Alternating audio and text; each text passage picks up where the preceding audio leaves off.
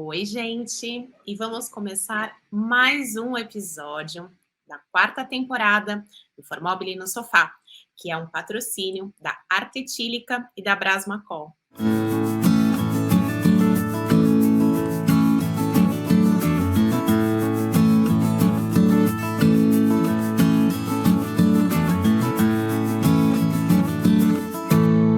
A gente vai falar de algo que eu tenho certeza que vai interessar a todos os arquitetos: gestão de escritório e projetos.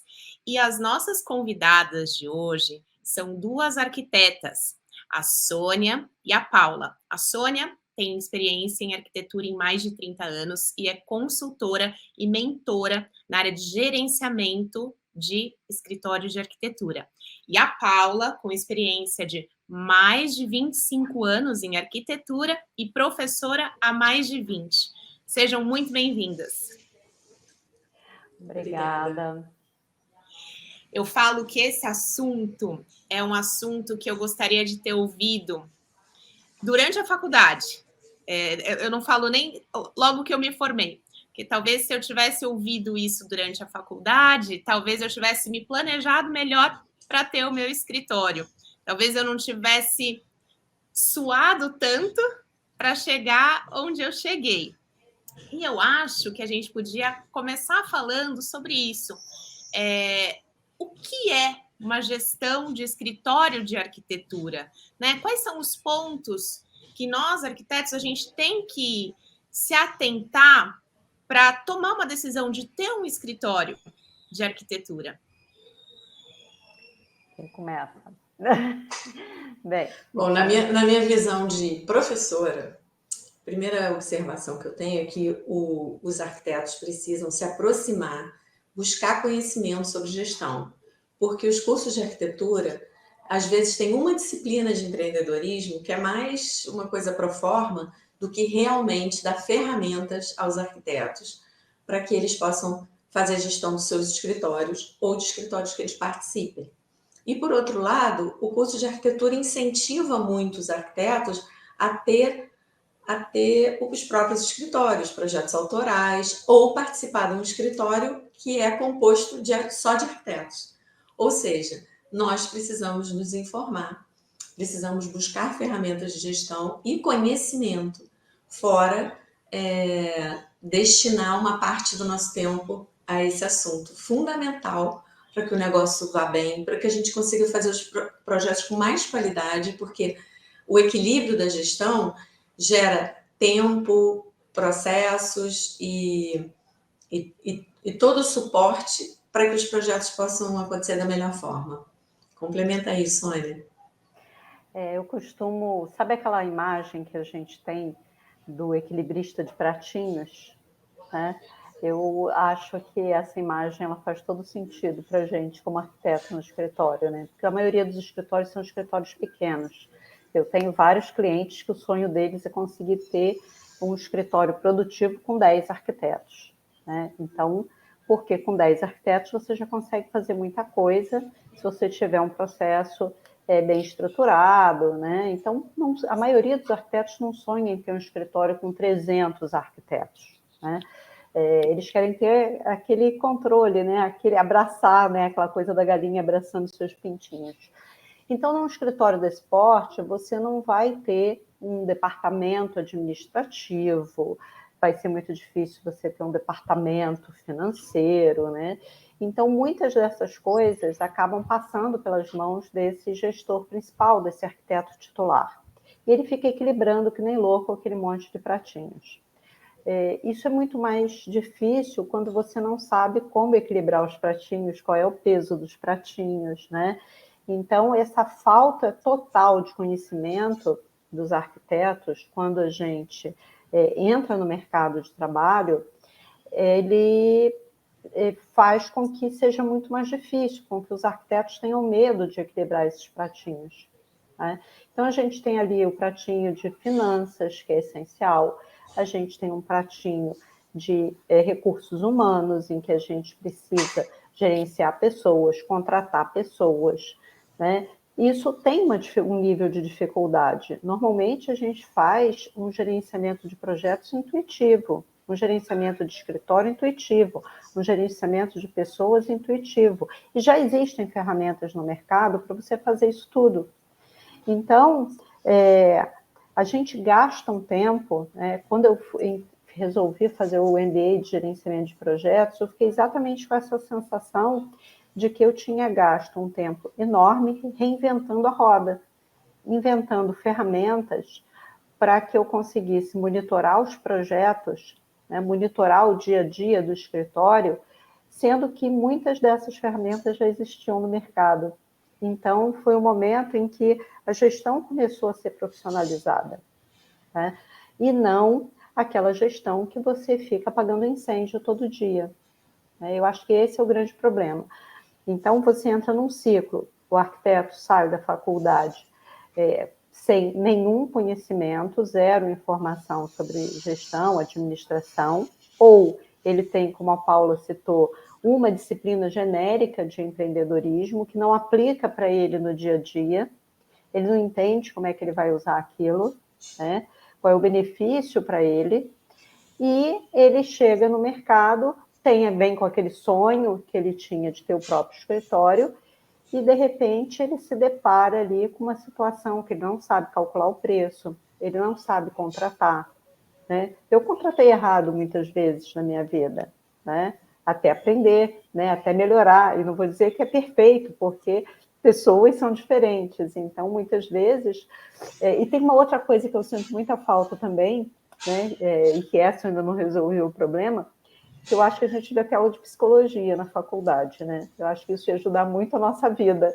Teve duas coisas que eu senti muita falta quando eu entrei no mercado. Uma foi psicologia, que essa eu vou deixar para quando eu me aposentar, e a outra foi gestão. Eu acho que essas duas coisas tornariam a vida do arquiteto bem mais tranquila.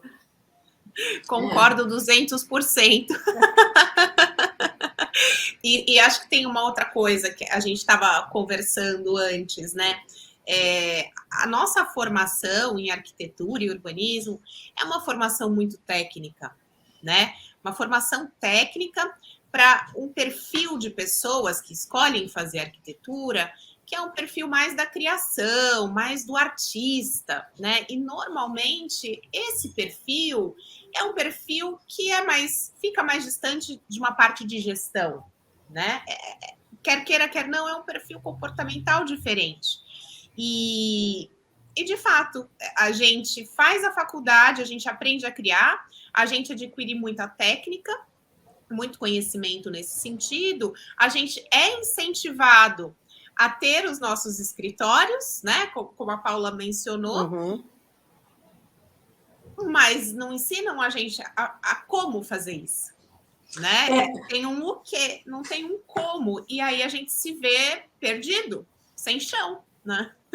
Eu diria que é o seguinte, não é só essa questão da faculdade ser técnica e incentivar a criação, é o perfil dos arquitetos, porque muitos arquitetos formados que estão fazendo nossos cursos, muitas vezes assim, mas o que eu gosto mesmo é de criar, não gosto desse negócio de preço, cobrar, e eu gosto mesmo de acompanhar obras, mas não tem como a gente viabilizar esse gosto por criar, esse gosto por obras e pela realização da arquitetura, sem ter uma gestão organizada que embase tudo isso.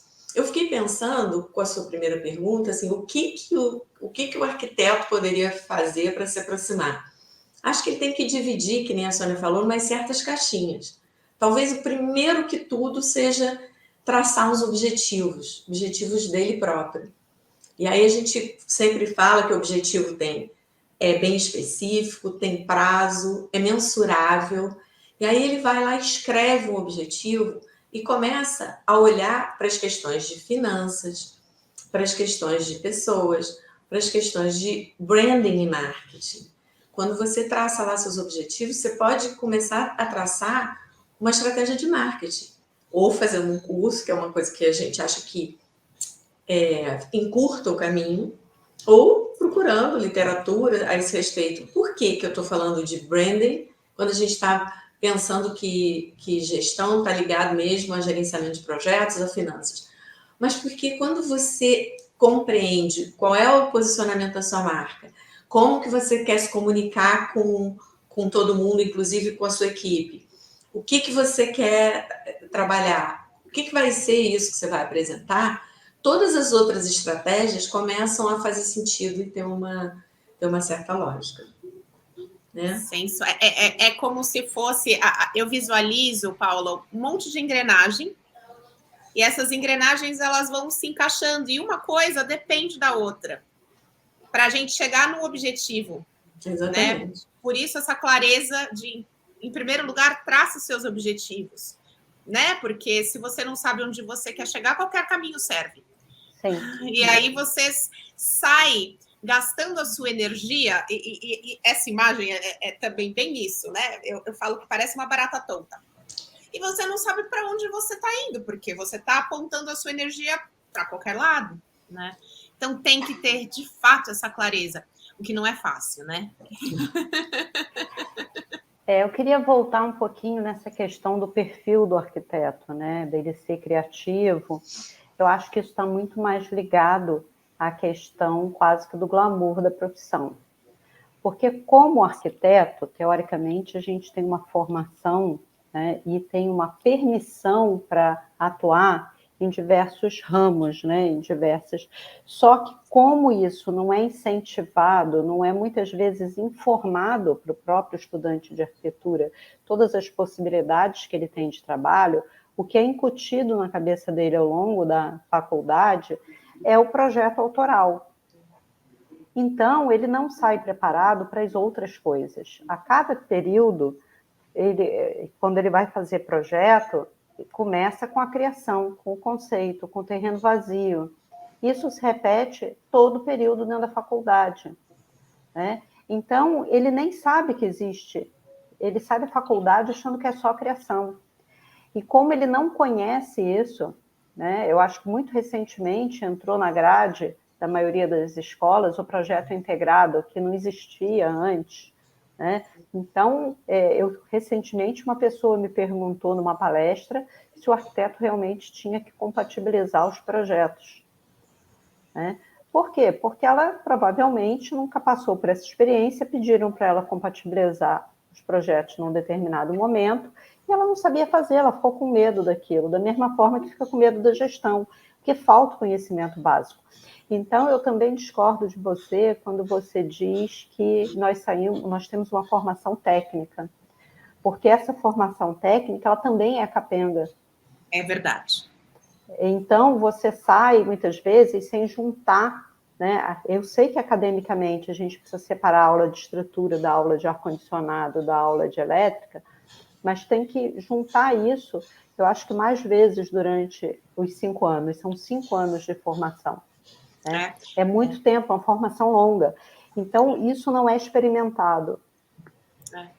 Eu acho que, eu lembrei de um exemplo agora, eu era estagiária e eu estava trabalhando num escritório que fazia muita loja, fazia McDonald's, fazia lojas americanas. E aí a gente tinha que compatibilizar, né? Os arquitetos tinham que compatibilizar. E o dono do escritório, como eu já estava lá há algum tempo, né? Aquela história, era uma estagiária que já fazia corte. Né? Então, eu já estava num outro estágio, não era uma estagiária que raspava a prancha, né? Que raspava lá o nanquim, já fazia corte. E aí ele pediu para eu olhar o projeto de ar-condicionado. E eu comecei a ter dúvidas, comecei a fazer perguntas a ele. E aí ele me disse o seguinte, o projetista de ar-condicionado ficava no mesmo prédio. Aí ele me disse assim, pegou o desenho, dobrou, me entregou e falou assim, vai lá e fala com fulano, sala número tal. E eu desci as escadas com a planta embaixo do braço, cheguei lá, bati na porta do cara e disse assim, olha só, eu queria entender esse projeto. Agora, quantas vezes você tem a oportunidade de alguém fazer isso com você? Né? Foi uma super escola. Então, foi um pontapé inicial do tipo, olha, você tem que aprender a se virar também. Né? E eu acho que falta um pouco, talvez, disso para essa geração. Esse você tem que se virar também, você tem que correr atrás, você tem que, né, buscar essas informações. E isso faz toda a diferença para a tua vida profissional depois. né? Mesmo Sem que você sombra trabalhe de como dúvida. autônomo, você tem um negócio em mãos, você tem que gerenciar esse negócio, que pode ser a sua vida de autônomo, mas é um negócio. Pode ser vender brigadeiro, é um negócio. Exatamente. E acho que uma outra coisa também, né? Sim, a maioria dos arquitetos, eu vou estender para designers também, porque tem um perfil muito parecido. De fato, eu não quero saber quanto custa, eu quero sair fazendo, o que eu gosto é ir para a obra, o que eu gosto é criar tal. Mas, se a gente pensar por um outro viés, o viés da colaboração, o viés da coletividade, da classe mesmo, né? Um vai estar ajudando o outro quando sabe precificar, quando sabe estruturar um negócio. Porque a gente sabe como é o nosso mercado, né? O nosso mercado é muito heterogêneo do ponto de vista de gestão, do ponto de vista de negócio, né? Então, enquanto um está cobrando um preço X, o outro está cobrando um preço 5X, e parece que o que está cobrando 5X é o que não tem noção, que acha um absurdo o preço dele. E normalmente é ele que está certo. Normalmente é ele que está contabilizando da forma mais correta, né, o serviço. Então, a partir do momento que a gente sabe fazer essas coisas, a gente está se valorizando. Sim. Né? Temos aí um conhecimento que, apesar de ser incompleto, vamos dizer assim, esse conhecimento técnico, principalmente, eu concordo com você, Sônia, de fato mas ainda assim é um conhecimento que nos custou 5 anos Sim. da nossa vida. Então, a gente tem que valorizar, né? Então, quando a gente também muda um pouquinho essa percepção, não, se eu arrumar aqui, eu estou ajudando todo mundo, isso vai ser bom para todo mundo, também é um viés interessante. Talvez fique mais fácil pensar em gestão desse ponto de vista, né? E aí vocês estavam falando, né? Parceiro, estavam falando do projetista de ar-condicionado, né? Que é um parceiro de projeto, vamos dizer assim, mas tem também os outros fornecedores, tem as equipes envolvidas, né? E aí, como gerenciar, além de gerenciar a própria equipe interna, o nosso trabalho é um trabalho que envolve muito mais gente, além da nossa equipe, né? E o que vocês diriam para essas pessoas que estão com dificuldade de fazer esse gerenciamento de tanta gente? Então, eu acho que para gerenciar mesmo, por exemplo, tem obras aqui que a gente chega a contar no meu escritório e tem 70 fornecedores envolvidos. Desses fornecedores, tem as equipes deles. E aí a gente tem o cliente. E aí a gente tem a nossa própria equipe. Então, o que eu entendo é que se os processos internos estiverem bem organizados e o gerenciamento de projetos, que a Sônia é especialista, e eu aprendo com ela sempre, for um processo que funcione azeitado, que a equipe toda esteja interagindo, que ele converse com a realidade dos projetos, e não seja uma coisa tão distante que você não, na verdade, você estuda, cria lá o método, mas na hora de aplicar no dia a dia não usa. Então, se conseguir aplicar o método e botar isso no seu cotidiano, todas essas equipes, toda a questão dos processos dos projetos e da execução da obra vão interagir com o gerenciamento de projeto. Eu acho que quando a gente fala de gerenciar todos esses stakeholders, todos esses players, né, que fazem parte do processo, e a gente tem que botar o cliente aí também, que a gente precisa gerenciar o cliente, você ter, claro, o desenho do processo, em que momento cada um entra é essencial, né? Então, essa questão que a Paula trouxe do processo é fundamental. Esse processo, claro, para a equipe, para todos esses fornecedores, porque até quando você está, mesmo sem entrar em obra, né, quando a gente está só na compatibilização do projeto, só no desenvolvimento do projeto, tem um momento certo para o cara do ar-condicionado entrar, tem um momento certo para o da elétrica entrar. Não adianta o da elétrica entrar primeiro se a iluminação não foi feita. né? Se o ar-condicionado não definiu qual é a carga que ele vai precisar de elétrica, você vai botar o cara de elétrica lá e ele vai ficar reclamando no teu ouvido que ele não tem informação, né? Então, entender exatamente o momento que cada um entra, isso já diminui o estresse, né? Documentar essa comunicação é importante, né, para que isso fique claro. Uma brincadeira que eu, às vezes, faço, né, quando a gente está falando de arquitetura é uma área que a gente pode não se ofender quando diz assim, entendeu o que é que eu desenhe? Né? Então, dá para a gente desenhar. Então, vamos lá, olha, está aqui o nosso processo, o nosso desenho é esse, e você vai entrar nesse ponto aqui, né? Estamos aqui. Você dizer para o cliente que a gente já correu uma etapa e que a decisão que ele está tomando naquele momento é uma decisão que vai afetar o que vai ser feito dali para frente. Se ele voltar atrás, vai gerar retrabalho, que não é só um retrabalho só seu, é de todos os profissionais envolvidos. Então, a gente tem aí uma questão mais técnica, né, quando a gente fala de toda essa comunicação e interação, está ligada com o cronograma, com o momento certo de cada um entrar. Mas a gente tem um outro aspecto, que são as soft skills, né, que são as habilidades interpessoais. E, recentemente, essas habilidades interpessoais, elas sempre foram chamadas de soft skills, mas o PMI, que é o Project Management Institute, agora chama essas habilidades de power skills, né? Que elas adquiriram assim um superpoder, né? E é verdade, porque ao longo dos anos foi se entendendo que não basta você ter técnica, no sentido de técnicas e quadros e formulários e planilhas para você gerenciar bem.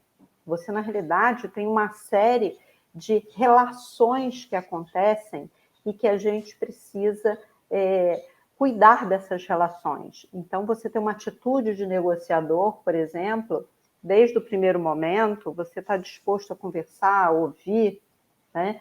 E que muitas vezes não significa que você vai concordar com o outro, mas quando você se dispõe a ouvir o outro e mostrar que você ouviu o que ele disse, isso já diminui as resistências. Então, esse relacionamento e esse gerenciamento com todos esses players que estão à nossa volta passam também por todas essas habilidades que a gente precisa desenvolver, né? E que muitas vezes a gente não dá o valor, né? A gente acha que a gente sabe se comunicar, a gente acha que a gente sabe liderar, e ok, algumas pessoas têm isso mais desenvolvido, outras menos, mas a gente sempre pode desenvolver mais, a gente pode aprimorar mais isso. E aí você vai ser um gestor melhor também. É uma coisa que eu acho que ajuda, isso tudo que a Sônia falou claro que é essencial, mas às vezes quando a gente criou o processo, a gente compartilhar com as pessoas que estão atuando nesse caminho. Então, muitas vezes a gente faz uma reunião de largada com a equipe, depois quando vão entrar os projetistas especiais, ou até fornecedores mesmo, está momento de orçamento, a gente tem que entender qual é a pedra, qual é o tipo de material. Então, senta, faz uma reunião grande e explica, a gente trabalha dessa forma, a gente faz ata, a gente faz... E aí, aquela história Tem que combinar com os russos, né? Combinou, exatamente. Olha, a gente combinou, vamos seguir assim? Porque se alguém também achar que isso aí não dá certo, se entrar nessa hora, já está tudo combinado. E aí segue muito melhor azeitado e todo mundo se sente participativo e respeitado. Eu acho que isso também ajuda muito. Isso que a Paula descreveu é o que eu chamo de uma atitude de negociador, né? Você está com essa predisposição para essa negociação, né? Você está com essa predisposição para esse diálogo, porque senão você acaba impondo. E aí a adesão é muito mais difícil. Esse é o papel de um líder e não de um chefe, né? O líder, ele é negociador. O líder é um facilitador, né? O líder é um ser humano que está lidando com outros seres humanos. Recentemente, a gente colocou no nosso código de cultura a seguinte frase: o óbvio precisa ser dito.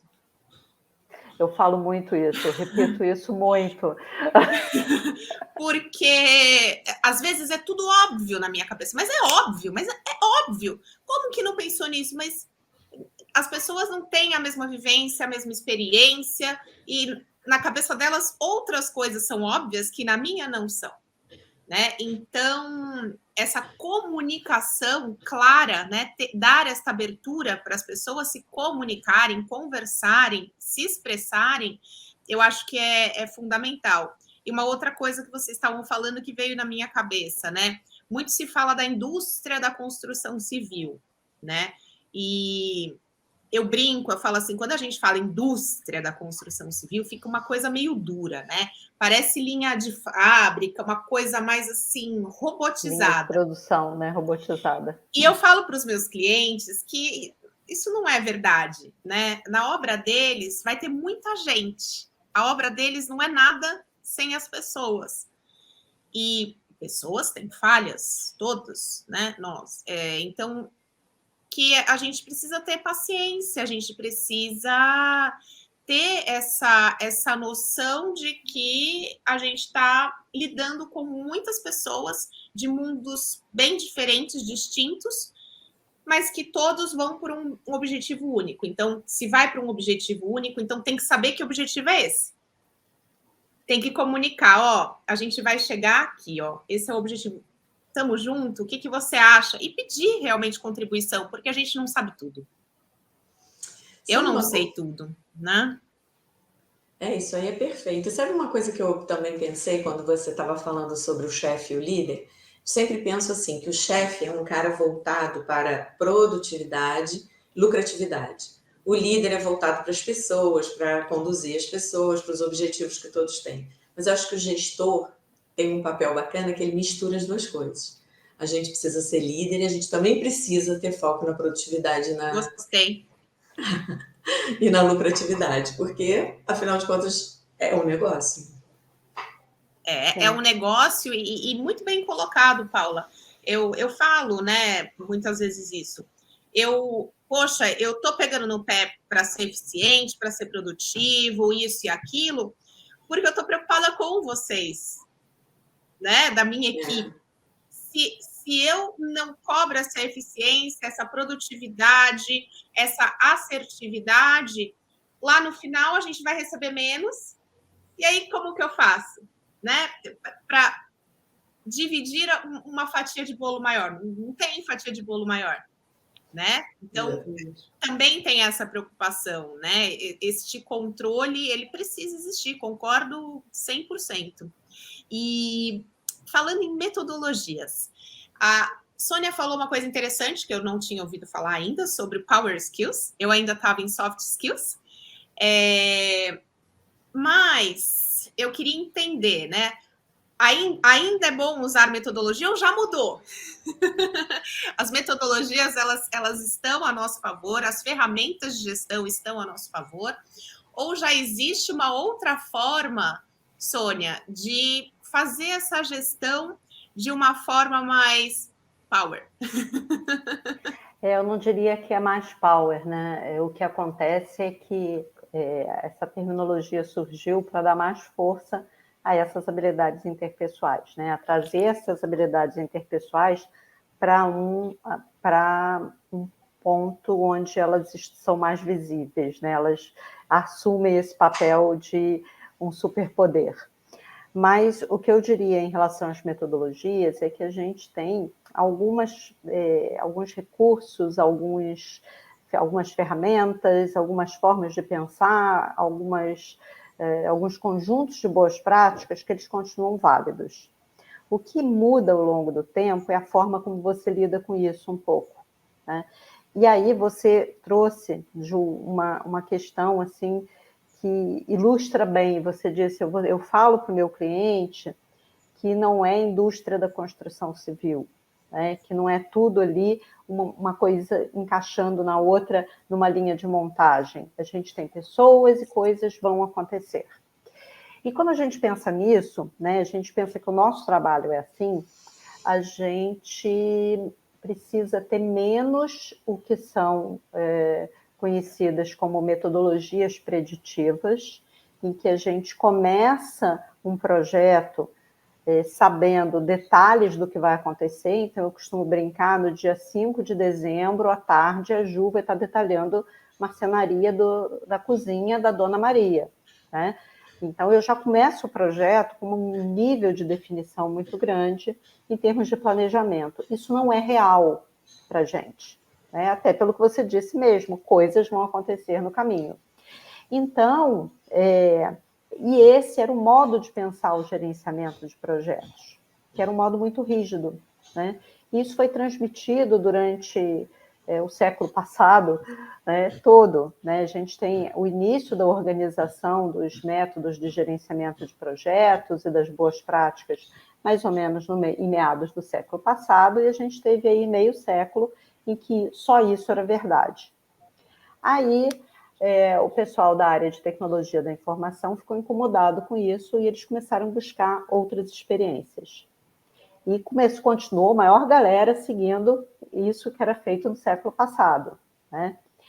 E até hoje muita gente continua acreditando que só isso é verdade. Mas hoje, o que a gente tem e que assumiu um protagonismo foram os métodos ágeis, que são métodos adaptativos, né?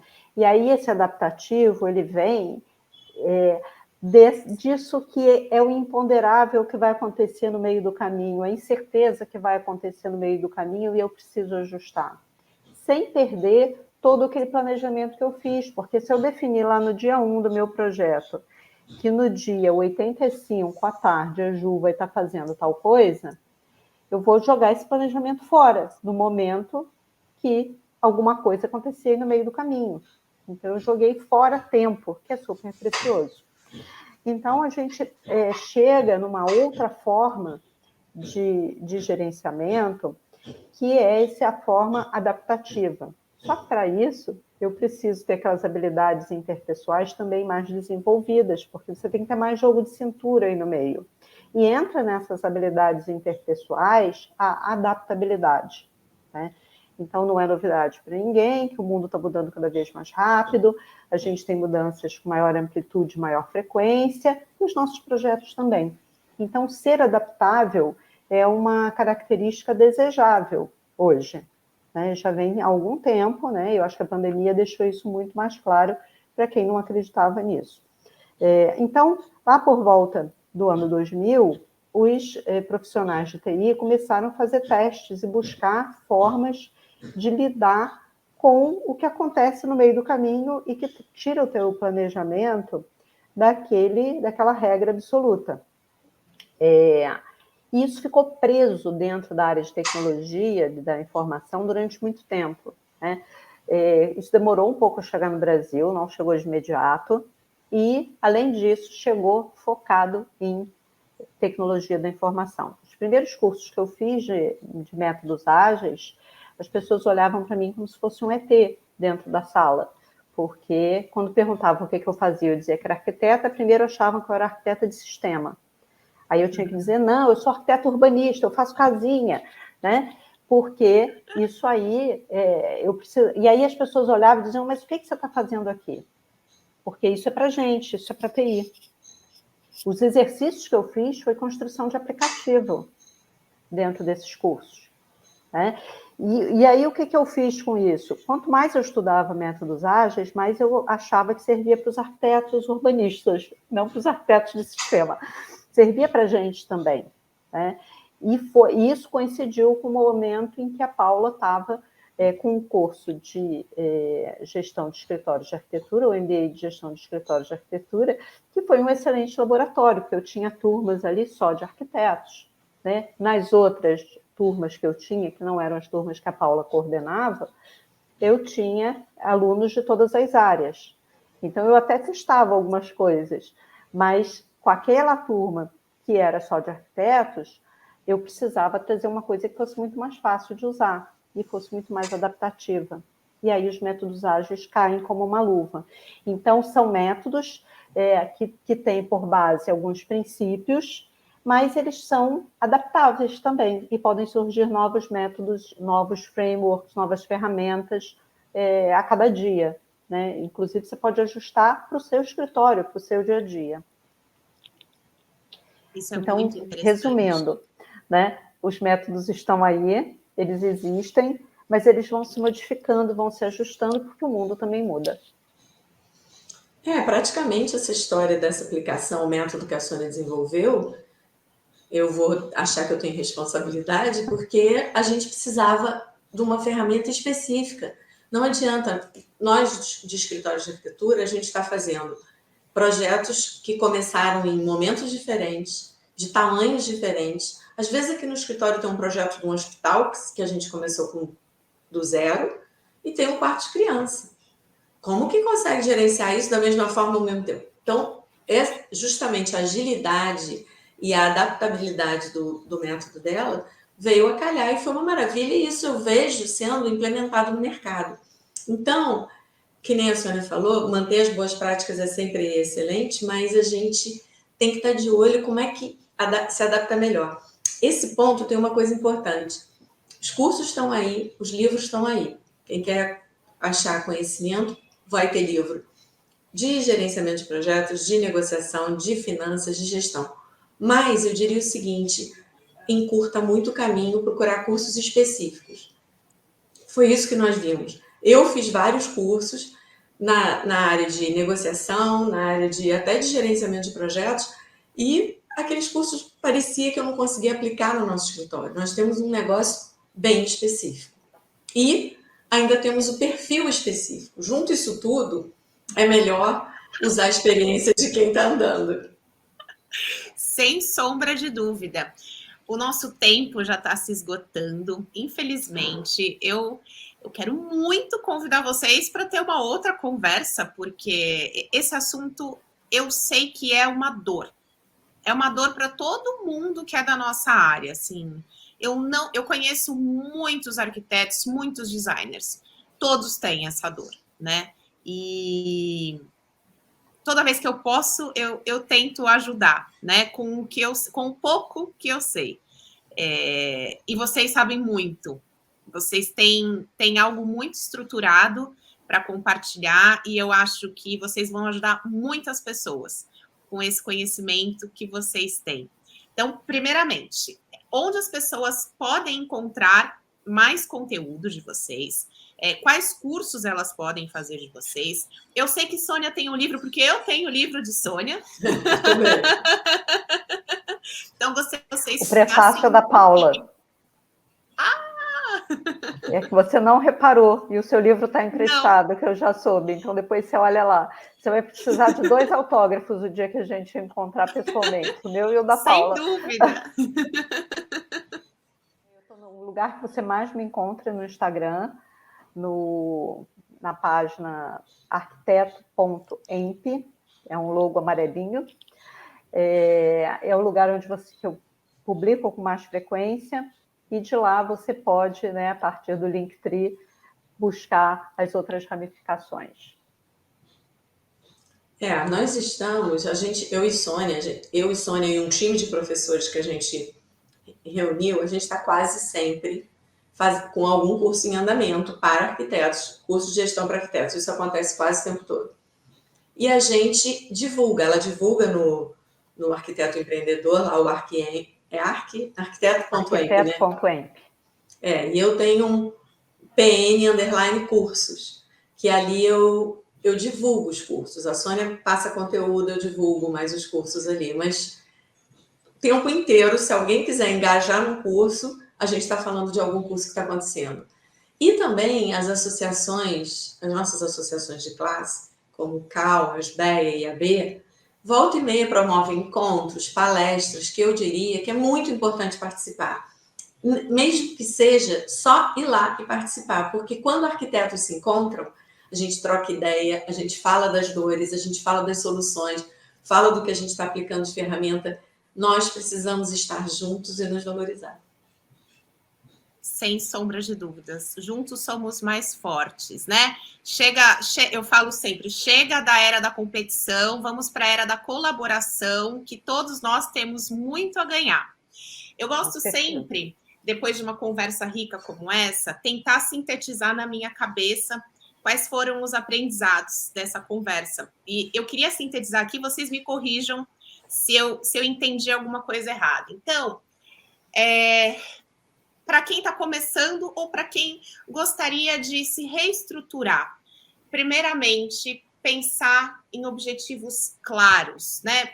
Procurar fazer as tais metas SMARTs que dá para encontrar aí na internet, como é que faz, né? Objetivos claros, específicos, com data, com valores, primeiramente. Mas também tem uma coisa de você se entender do seu perfil, o que você quer, né? Porque para traçar essa meta você tem que se entender. Então, tem aí uma parte que eu entendo que você precisa se autoconhecer para você ter esses objetivos com mais clareza. Depois disso, você tem que entender o que é essa tal inteligência interpessoal.